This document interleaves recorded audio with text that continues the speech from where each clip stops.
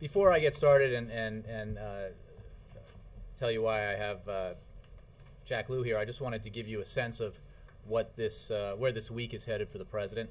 Today, as you know, the President, flanked by the kinds of workers who would benefit from the American Jobs Act, announced that he would be presenting specific legislative language on the bill today. He's still asking Congress to take up and pass the bill promptly.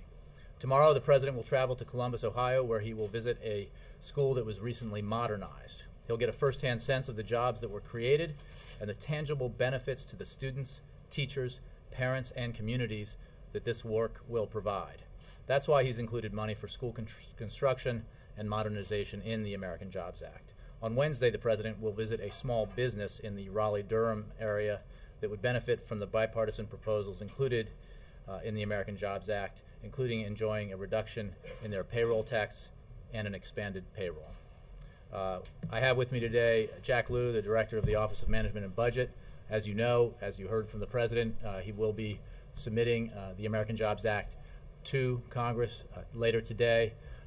You've been briefed, I think, pretty extensively on the provisions that create jobs and grow the economy in that act.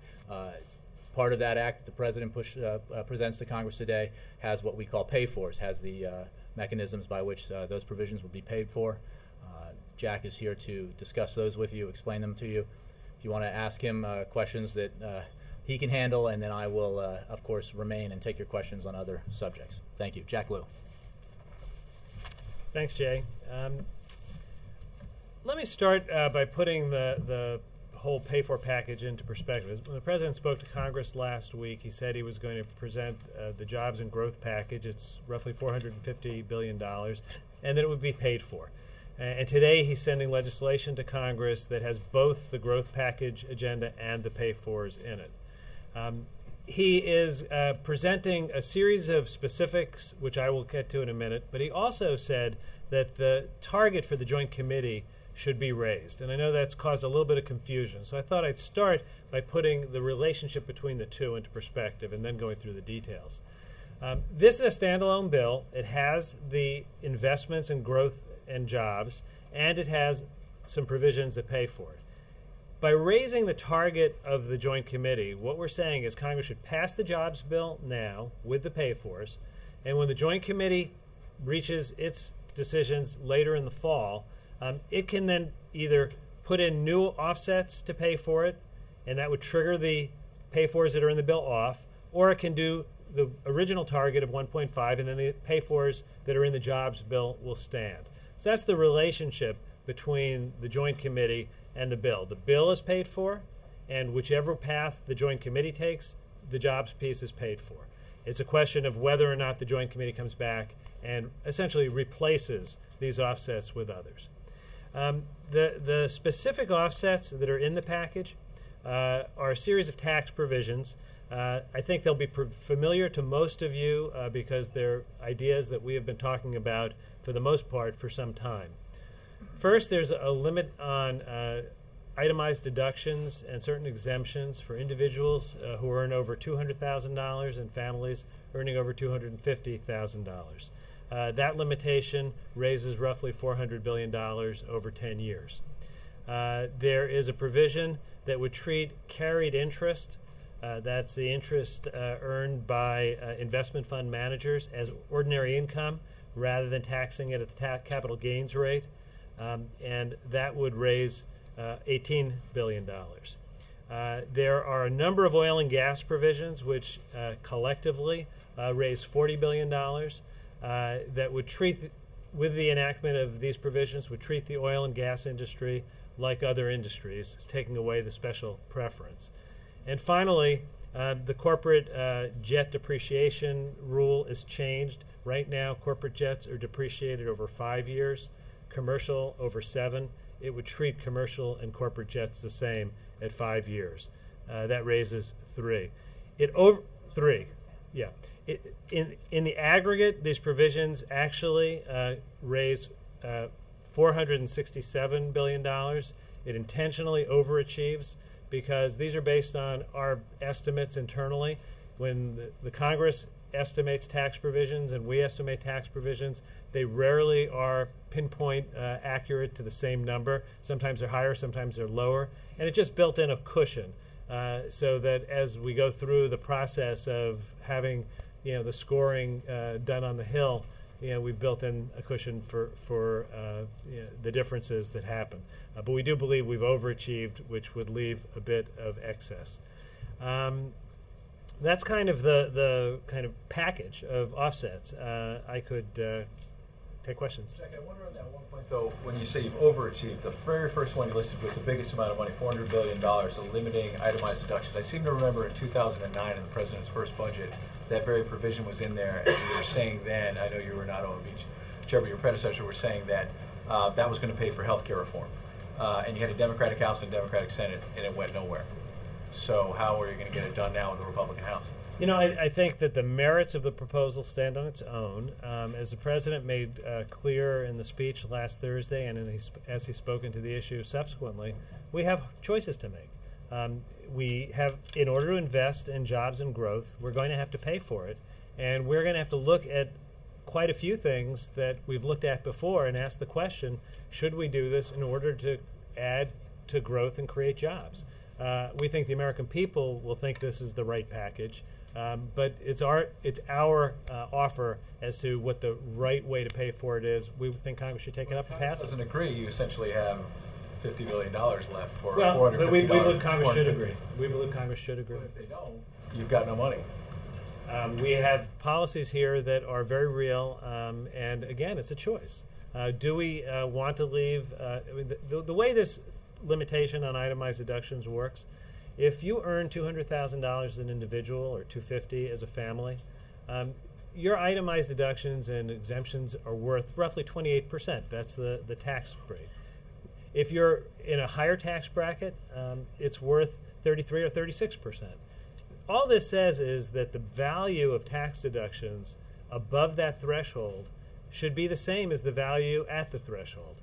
And we think it's a fair provision. We think that it's the kind of balanced trade-off that we write. And let me also point out that we are pulling out of the package that we'll present next week the pieces that self-contained are the jobs and growth package and the pay for. We're going to have a lot more detail a week from today of what the overall deficit reduction package is. We're going to overachieve beyond the Joint Committee target. I mean, what the President has been saying and will continue to say is we need to do the jobs bill and the growth package now, and we need to deal with the fiscal challenges, and frankly, we should do more than the target the Joint Committee has. This is the piece that, taken alone, would do the jobs and growth package in a paid-for way. What's the rationale for having Congress vote on the set of pay-fors along with the jobs bill, but then giving the super committee the option to redo that package? Well, frankly, the urgency is to act as soon as possible on the jobs and growth package. We don't think that it would be the best course of action, would be the right course of action to just defer everything to the end of the year. We wanted to pull out the provisions that we thought could move most quickly to get action taken so that, as the President has said, Congress can take up the bill and pass it.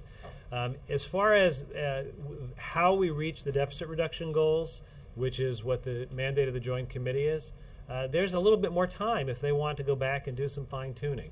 So if you think of it as a kind of trigger mechanism, these are in place unless the Joint Committee acts to trigger them off. And it really is a way to try to get action started sooner. Is there any provision in here where whatever Congress would decide on for these pay-fors, if they were to pass, the super committee would have to make a decision if they were to redo that package that would at least make sure that it was of an equal amount? The super committee, if the recommendations as we're putting them forward are adopted, will have to hit the target of 1.5 plus the cost of the jobs bill. So if they want to take these provisions and displace them under those rules, they would have to equal it. Obviously, Congress can pass a subsequent law. Jack, is it fair to say that given these pay-fors, that the President believes that the wealthiest Americans should pay more in order to pay for his jobs bill?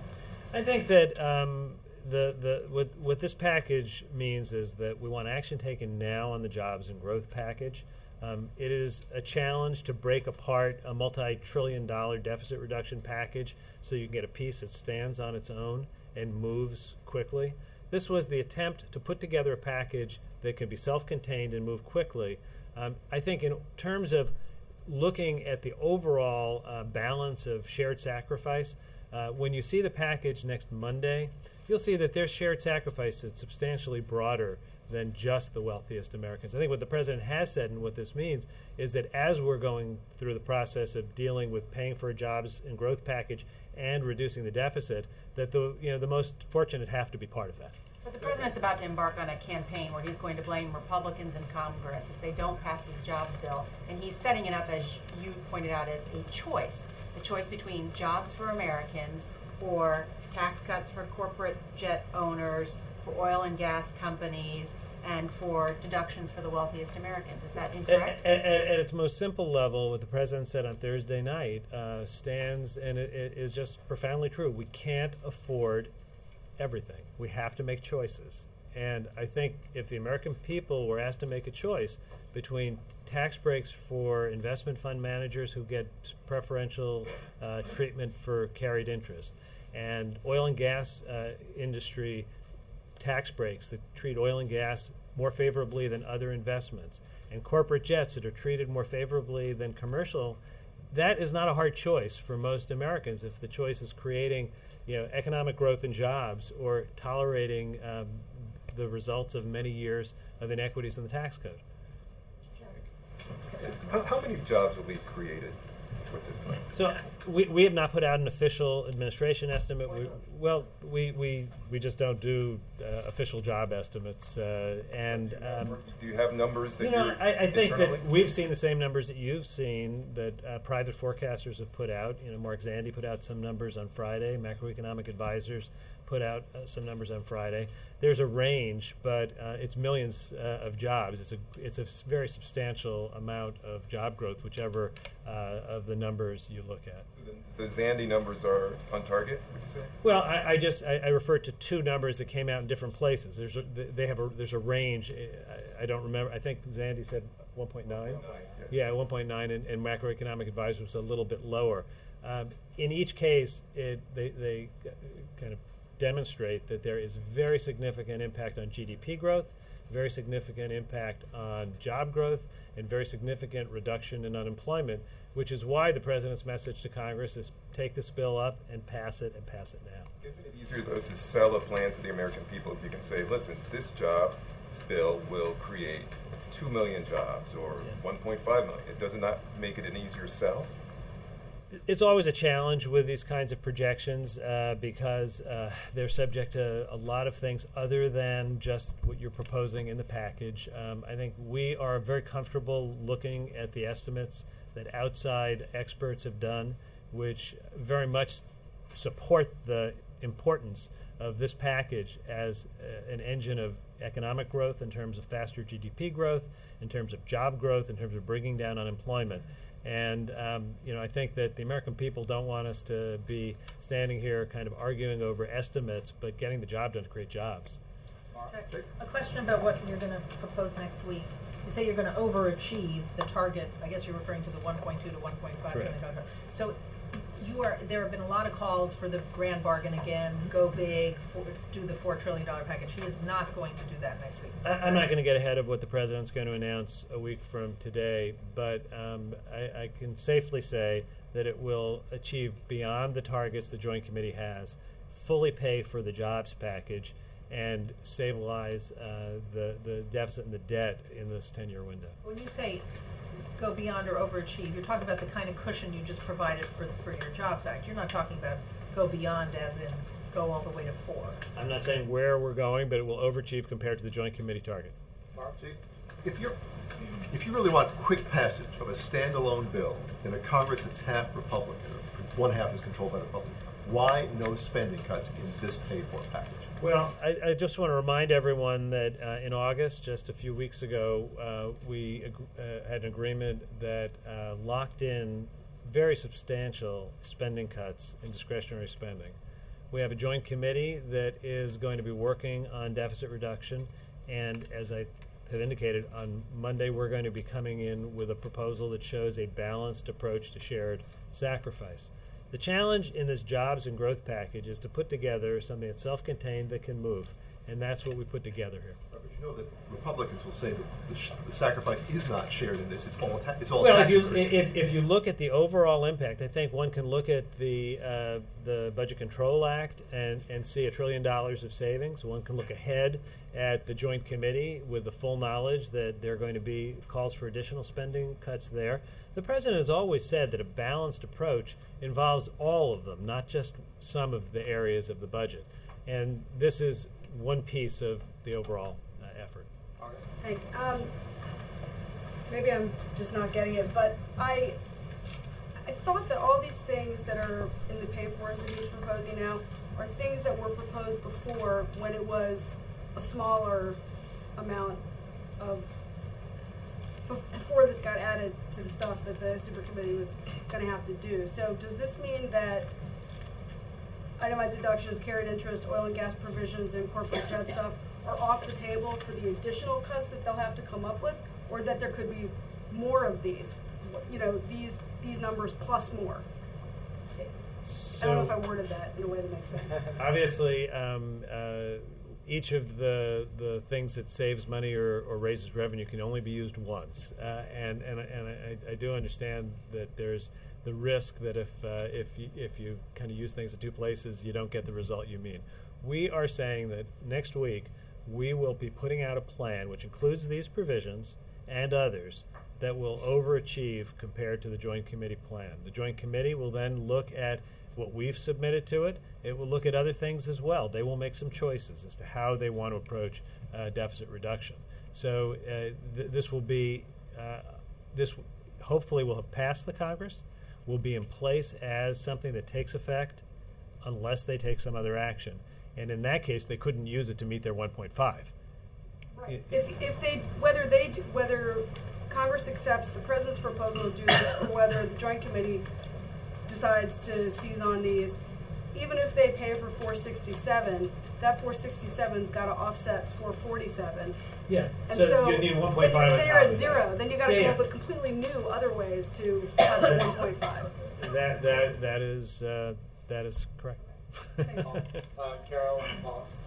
Why are the separation of the two? I understand you want to put the pay-fors with the jobs plan as a package, but why not put out the deficit reduction plan, the larger one, now instead of a week from now? The committee is meeting a couple of times before they'll see what the president's putting forward.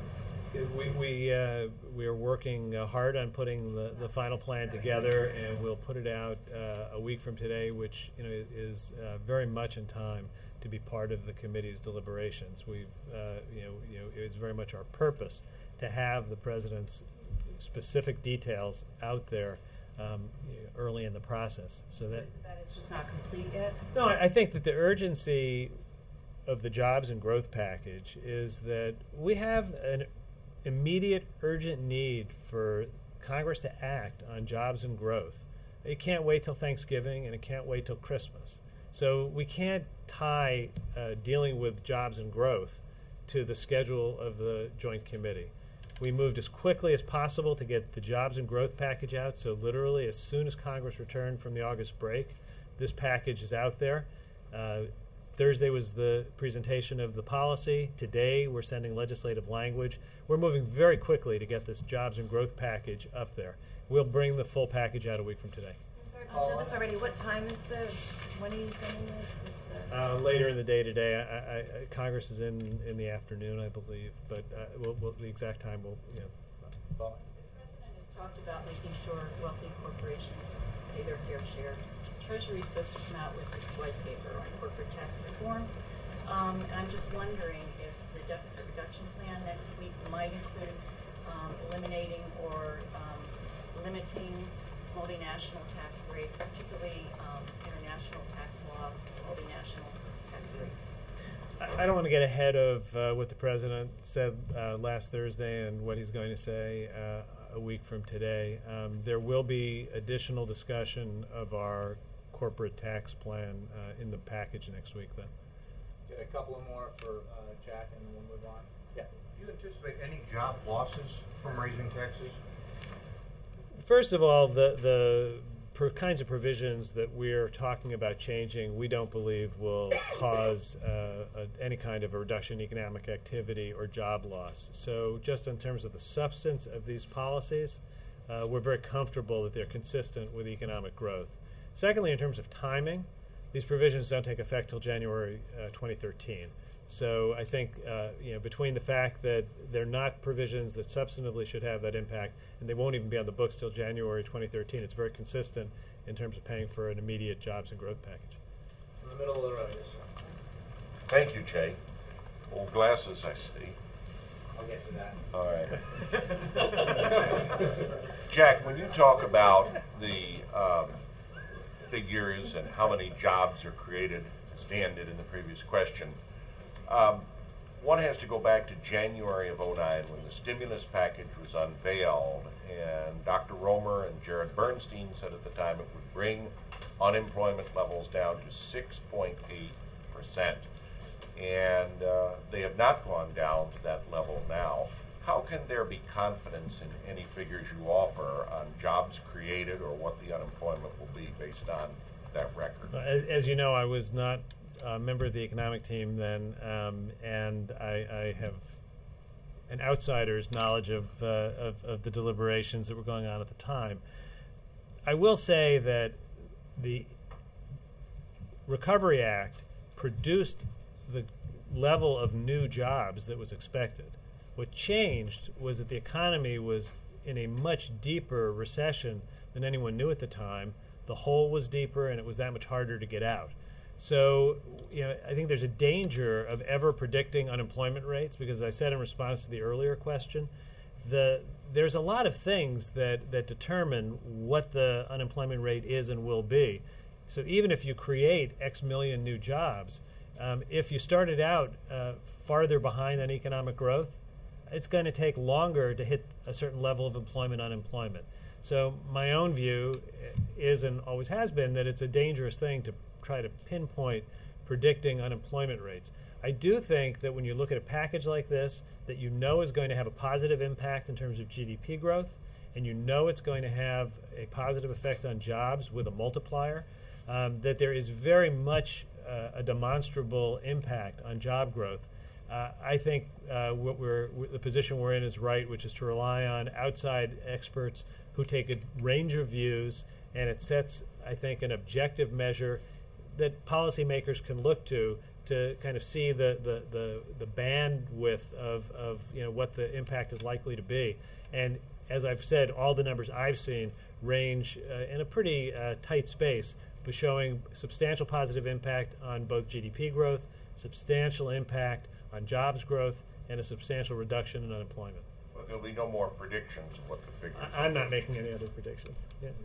I'm going to let, sorry, go ahead, Tricia, and then I'm going to let Jack go. Given that the Republicans are already quibbling over what's in the package, what will you do to get it passed in terms of what elements are you guys willing to let go? Well, we are going to be sending Congress later today the President's proposal. We think Congress should take that proposal up and should pass it. So I'm not going to stand here before we've even transmitted it to Congress and speculate on a hypothetical. I think it's clear that what we're doing would help the economy enormously. It would create jobs. Everything in it is the kind of initiative that either now or in the past has had bipartisan support.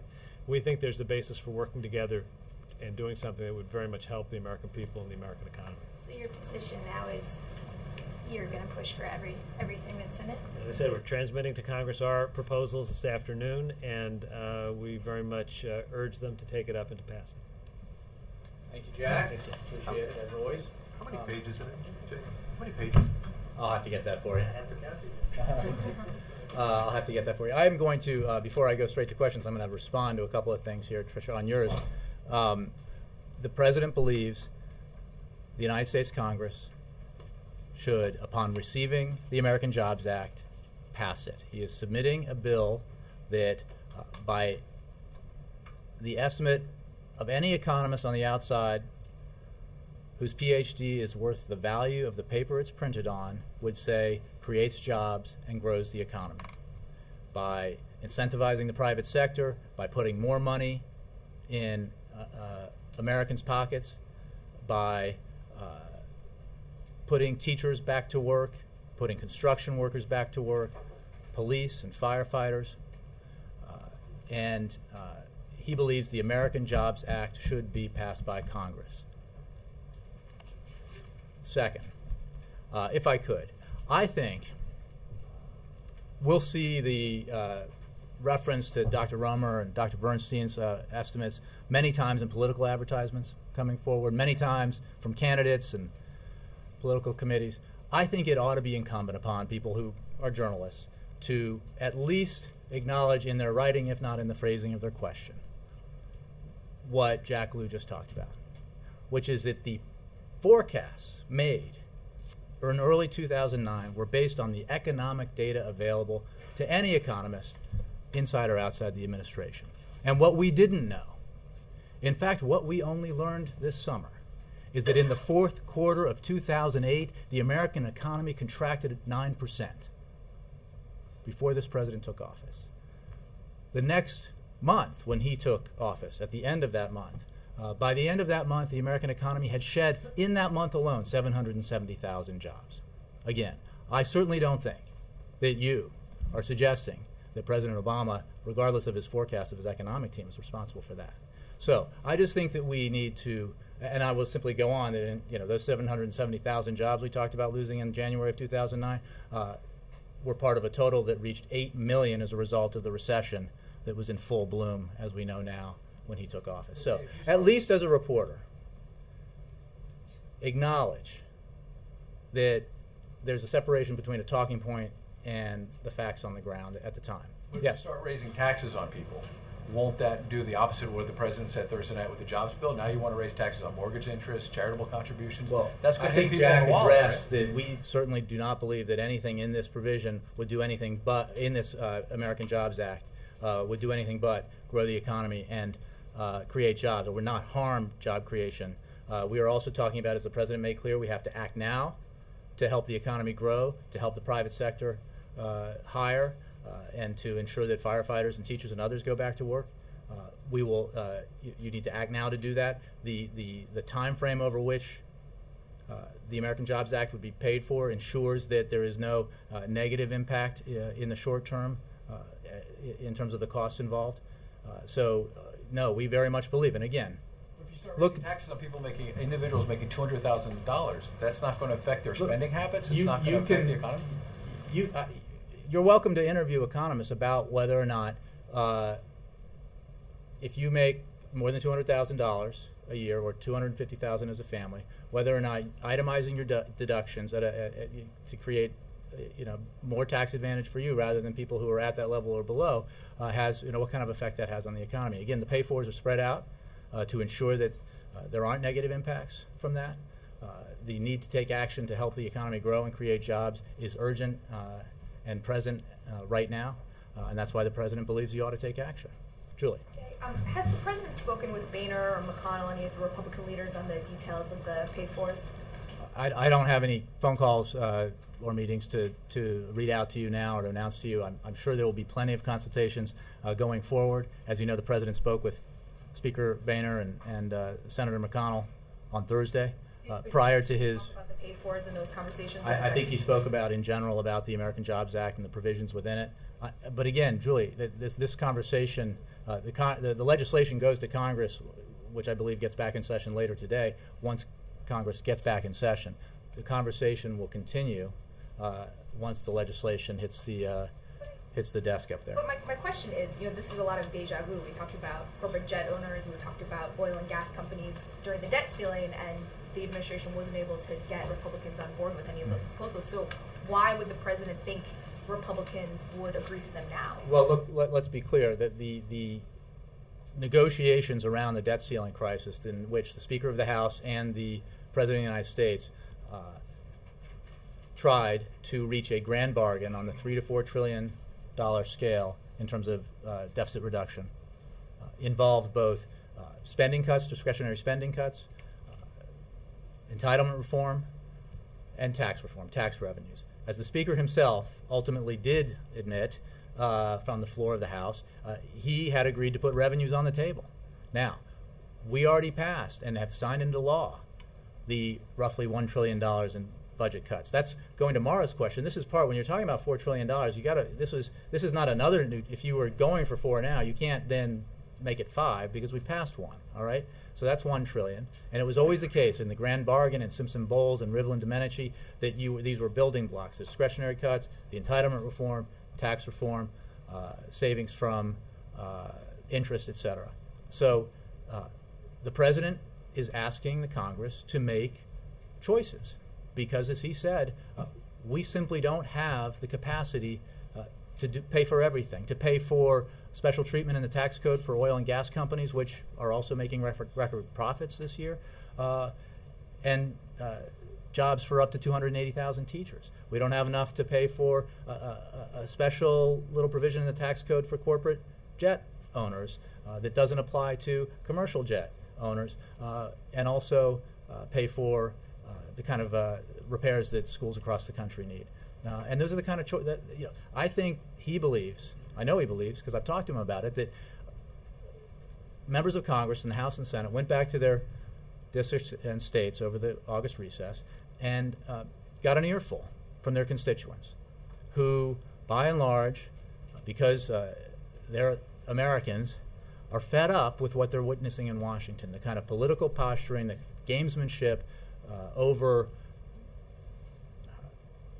ideological imperatives that most Americans do not care about, because they just want Washington, at the very least, not to do harm to the economy, which Washington did do this summer.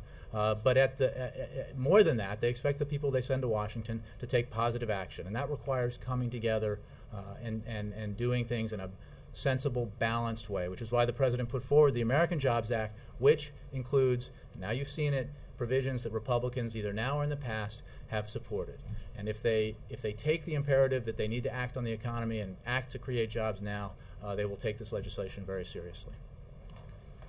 I'll go Tricia and then Helene. Yeah. On a separate subject, polls are showing that the Republican is ahead in the special election in New York in what has been a strongly Democratic district, and they're saying it's a referendum on the president and his policies, particularly toward Israel. Can you talk about that at all? I don't know what the polls show in that race. Obviously, special elections, small turnout, circumstances involving why the special election is taking place all have an impact on races like that. I will simply point you to a statement that the Prime Minister of Israel made just the other day about the historic level of assistance and cooperation and friendship that President Barack Obama has shown Israel. And I think that answers the question. Dan. So, just to go back to what you said a few minutes ago, are you banking on the fact that the political climate has changed, that Republicans who have rejected some of these things in the past will now embrace them because the political climate has changed since they've come back from getting an earful, as you pointed out? We are hopeful that that is the case. Yes, we are hopeful that as members of Congress heard from their constituents and heard that they actually didn't appreciate the willingness by some members to threaten the American and global economy and the impact that had on the economy in general. Even the fact that we didn't default, still that we went to the brink, affected confidence, both consumer and business. They didn't appreciate that. They certainly don't expect Washington to make their lives harder. And I think that they, as we've all seen for the various reasons, that the economy has slowed, that the growth in job creation has slowed, the intense focus that the American people have on the need to address those issues has increased, as you would expect. So I don't think they told, by and large, that they told, even at these, those who had town halls, even the ones that were paid, required a payment to get in, they probably heard what the president heard when he was in the Midwest, which is Washington needs to be sensible. Republicans and Democrats need to come together, and they need to take action on jobs in the economy, which is why the president has come back, because he agrees, and put forward the American Jobs Act. On another subject, on the terror threat from last week, anything more on that? Did that turn out to be something that was foiled because of intelligence, or was it more of just useless chatter in the end? Oh, well, I think it was not useless chatter. It was a specific, credible threat that was, because it was a specific, credible threat, the actions that you saw the agencies here responsible for Homeland Security were taken, which includes notifying local law enforcement of that specific and credible threat. And I think that we continue to remain very focused, as the President made clear was necessary when he met with his team over the weekend, on pulling all the threads on that threat and chasing it down. And that's what we do with all specific and credible threats, and we'll continue to do it. We are obviously relieved that the anniversary of 9/11, the 10-year anniversary, went off without an incident, because we knew, based on information that was gathered in Osama bin Laden's compound, that al-Qaeda remained very interested in that specific date and in significant dates in general. But we don't suddenly stop our vigilance the day after. The vigilance continues. And on that issue in particular, the work continues. Jay? Let me go to Helene, and then I'll go to Mary. Yeah. Thanks, Jay. How'd you break your glasses? I am so mad about this, but I lost my glasses. And I was buying my son a bike for his birthday, and I think when I was taking it off the bike rack at home, that I had my sunglasses on, I had the other ones, and I think I put them on the bumper, and then drove off. So You're blaming your son. I'm blaming my son. I take full responsibility for the regrettable action that resulted in the loss of my fancy new glasses. Are you going to go back to the park, Pablo? I'm going to try to rustle the money together, because I do need the prescription, the new prescription back. Yeah. I realize that all of us keep asking a different version of this question, but since so much of your strategy seems to depend on a change of heart by the Republican Party because they didn't supposedly read the Riot Act by voters during their summer recess, have you seen any evidence whatsoever since they got back that that is actually the case and that you are dealing with a different political environment? We certainly have seen, as you have, some conciliatory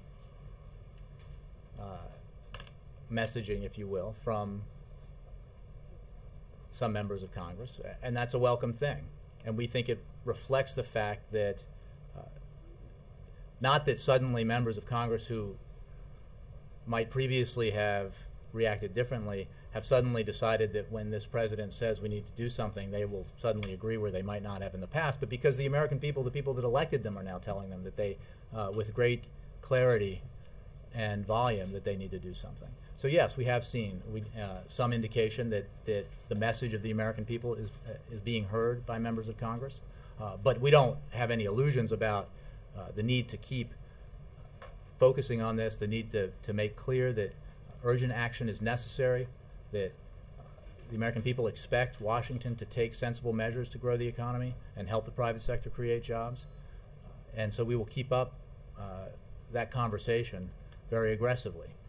It just goes back to, I think, what I was saying to Julia, which is it becomes a question of choices.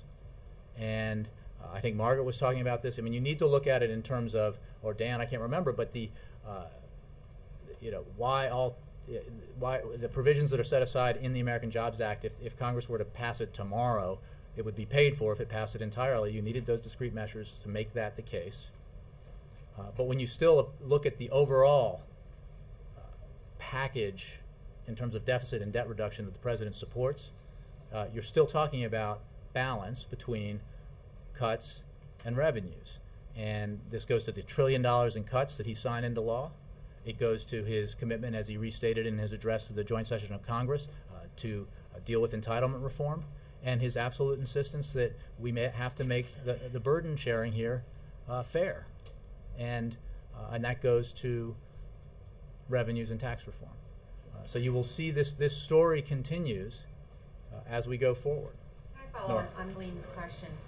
By Wednesday, the President will have done 5 job speeches in just 7 days. If you believe that Congress was so persuaded when they were back at home, why does the President need such hard-driving tactics in order to sell his plan? Well, Nora, you know as well as I do that in the world we live in 2011, that we do not, this president, any president, does not command the nation's attention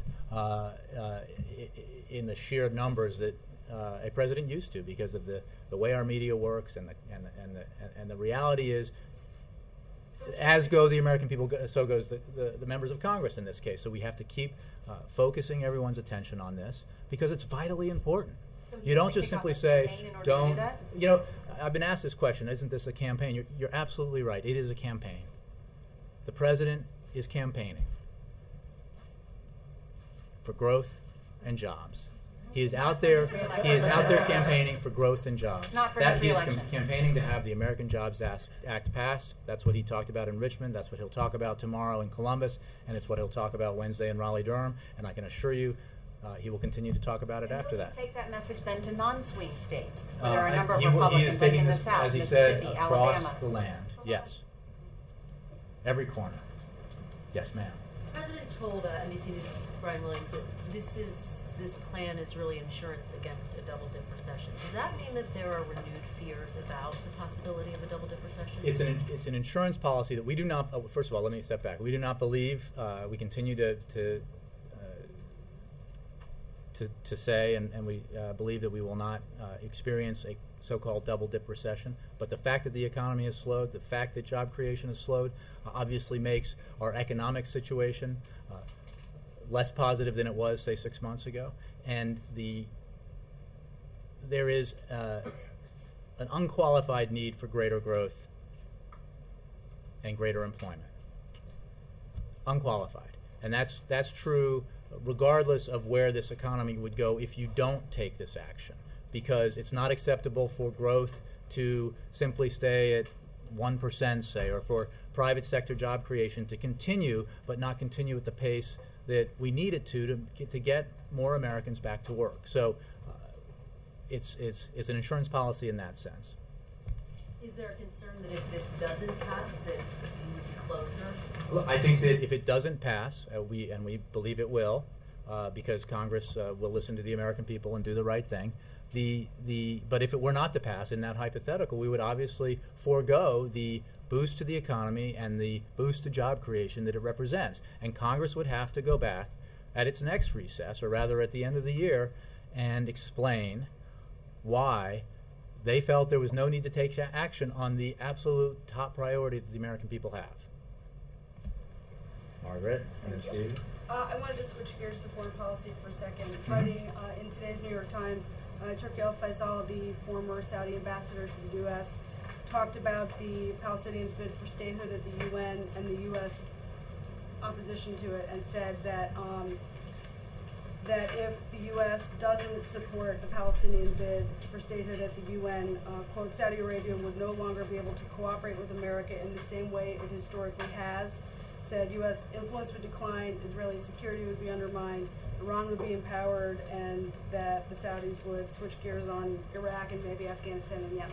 So we've talked before at the, in the briefing about U.S. position that the UN vote's not the right way to go, that direct negotiations are the right way to go. Is the U.S. concerned about how the Saudis will react, and what are you doing both publicly and behind the scenes to try to prevent everything you foreshadows in here? I'll say two things. First of all, we obviously have a lot of important relationships in the region and around the world with countries that care very deeply about this issue. And we will continue to handle those relationships with the mindful of the importance that they have for us. But we've been very clear about the fact that the only realistic path for the Palestinians to realize their aspirations is through direct negotiations. A unilateral effort, Palestinian effort, to achieve statehood at the UN would be counterproductive. Even if these actions are well-intentioned, they will not achieve statehood, and they will. And for that reason, we continue to make clear that we oppose it, and we continue to make clear that we believe that both sides need to return to direct negotiations. That is the only path to the kind of solution that the Palestinians rightfully want, and that the Israelis rightfully want. you have to do it through direct negotiations. You won't get it through the UN. Do you believe that what he talks about are things that could happen, and what are you doing to try to react Again, to I don't have any specifics with regard to an individual bilateral relationship we have. Again, there are a lot of countries in the region and the world who understandably have a specific interest in this, and we share that interest. And we work with our partners bilaterally and multilaterally to address this issue. We are very convinced that the only way that the Palestinians will achieve their aspirations is through direct negotiations. Steve.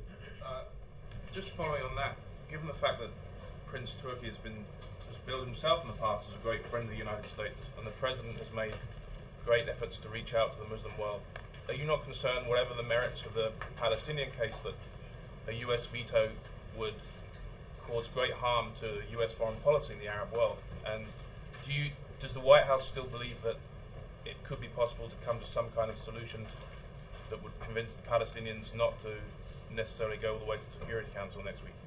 Well, I don't want to predict ahead of time what will or won't happen next week. And I'm just going to restate what I said in answer to the previous question. We obviously take these relationships very seriously. We take concerns expressed by our friends and partners around the world very seriously. But we are absolutely convinced that trying to achieve statehood through the UN is counterproductive, and that it will not allow the Palestinians to achieve their aspirations. John. To follow and clarify on Ed Henry's earlier question, to avoid undercutting the growth acceleration and job creation of your bill, have you backloaded all or some of the pay-fors in the bill, that is the tax increases, so that they don't take effect in the next year, but take effect later in the 10-year window? And I apologize if Jack addressed that. He didn't, I don't think, but the specific, is that what he said, 2013? Okay, that's my understanding, and obviously, and it's important to go back, again, and look at the grand bargain negotiations and the recommendations of Simpson-Bowles and Domenici-Rivlin. Nobody suggested in any of these approaches that were responsible and bipartisan and balanced that we should be taking measures in the near term that might actually hamper growth, reverse growth, or reverse job creation. That's going to be true of the way that the American Jobs Act is laid out as well. So the tax increases would not take effect until 2013? That's what I understand to be the case, and what Jack said here today. But you'll see more details of this when we submit the legislation. Mara, yeah. Well, you can follow, but I think I exhausted my knowledge of it. But yeah. You just said that the president started out with this $1 trillion of cuts that he already signed, and it's this cumulative process, and he is for entitlement reform and for a balanced approach to tax reform. Is he going to offer details on what kind of entitlement reform and tax reform he wants when he puts The president made clear that he would put forward to Congress and the Select Committee, Joint Committee, Super Committee, a specific proposal, series of proposals that represent his ideas for how we can achieve the kind of significant deficit and debt reduction that will put us on solid fiscal footing going forward. That was his view back during the negotiations with the Speaker of the House, and it is his view today. So yes, it will address all those issues. And I think, again, I just, because of the nature of your question before to Jack about will he put forward a $4 trillion proposal, remember that with first of all, what was the $4 trillion roughly, whether 3 to 4, that the Speaker and the President were working on, depending on what elements made it into it, included within that were the $1 trillion. Okay, so anything that's been done now, the $1 trillion in discretionary cuts that are part of the Budget Control Act passed into law and represent a significant significant cuts that have an effect on programs and on people. And this goes to the question about, again, balance. So even if you did that and you did the $467 billion in the pay-fors for the Jobs Act, that's still more than 2 to 1 in terms of cuts over revenues, right? So, but the president's that's not enough. The president's going to say, go further. Super committee should overachieve. Maybe I asked my question the wrong way. Will it all add up to $4 trillion in the end? I think that Jack avoided that question, and I'm going to avoid it. We're not going to get out ahead of the President of the United States, who will put forward a specific proposal on. Sounds like you're saying you're not going to touch tax reform. No, I'm not. I'm actually not. And secondly, I'm not saying that at all. And what I am saying is, first of all, you guys are just guessing at what the ultimate price tag of the grand bargain was, because contrary to the statements at the time, the reason why there was no piece of paper out there for you to look at is because it was in the desk drawer, both here and in the desk drawer of certain members of Congress. And it was a fluid document because the final decisions couldn't be resolved, which is why it fell apart. Can you put aside the number for a minute? If he's going to tackle tax reform and entitlement It reform, will that be big. is the grand bargain. That is big. That would be big. It's a grand bargain if you. I think the nomenclature here is less important than the elements of the policies and their effect. So obviously, you add up. If he's saying, at the minimum, the super committee should overachieve by roughly 450 billion, on top of the 1.5, that gets you close to 2, plus the 1, that's 3. So. But I'm not going to get into any more specifics about what he'll propose in a week. You can, but I'm not going to do any more on that. Yeah. So, but related. So there are going to be a lot. There are a lot of lawmakers who are thinking about these various pieces, the part they've already voted on, what the president has presented, they'll see today, and what he's going to present next week. And many of them anticipate that they're going to have to, both parties, that they're going to have to make up their minds what to do in December if the super committee comes up with something. Parts of this are tax reform, parts of this are deficit reduction. So if they decide that they're going to have to vote again in in December or January, and they'd like to wait and think of it as one whole package, my question is, what would be lost? We already have a payroll tax extension, right? What would be lost if they decided, I want to vote on the whole thing? Well, we have in place in law a 2% reduction on the payroll tax cut on the employee side through this year, or through the fiscal year, I believe. Not right.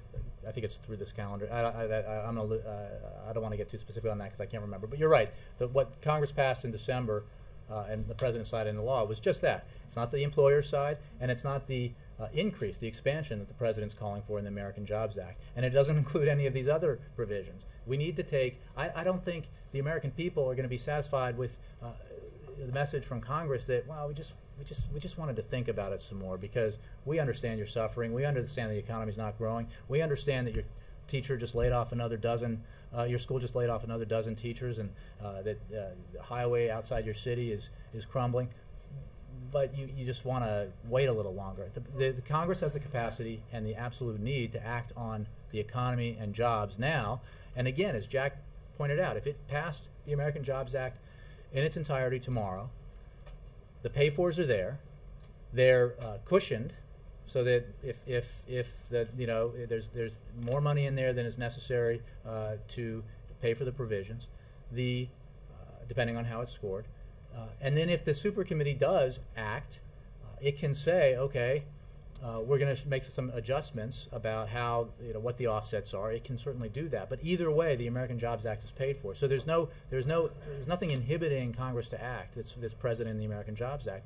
The committee still needs to act. But you're trying to say that if they wait another 10 weeks and deliberate together, that the American people will lose jobs. That's what you're saying. I'm saying that every day Congress doesn't act is a day lost in terms of the need to deal with our economy and deal with jobs, and it's another day of doubt that the American people have about whether Washington can get its act together, whether Congress can get its act together, and take on the issue that matters most to them, which is the economy and jobs. Thank you all. Come on, Ed, I think you had like 5 questions. Is the president going to do the MLK Memorial?